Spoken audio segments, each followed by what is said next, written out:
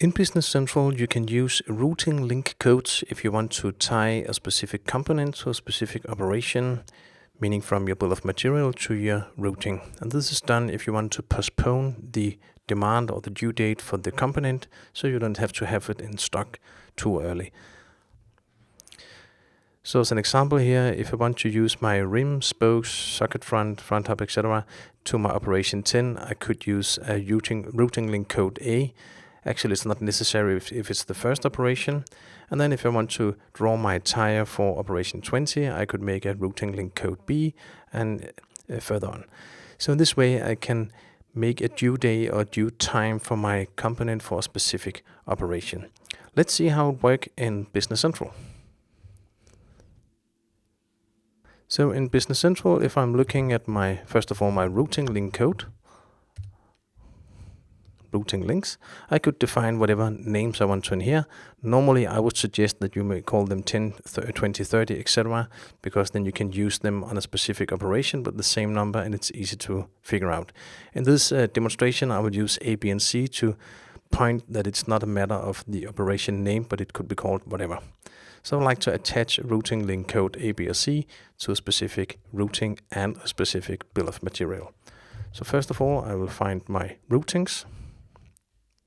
I will take a routing for whatever routing I'd like here, change the status, and then in the field routing link code, I could, for instance, set a routing link code here, on the final assembly. Let's put that as a routing link code B. Remember to certify your routing when you're done. And then I'd like a bill of material.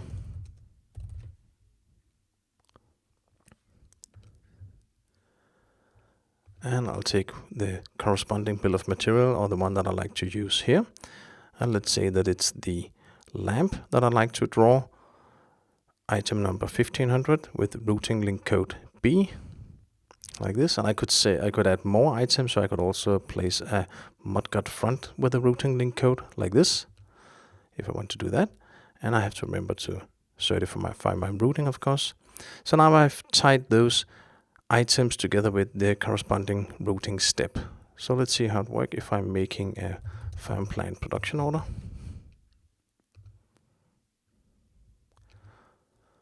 I'll just make a new one here on the item that I know is set up with the specific bill of material and routing. And I'll make 20 pieces.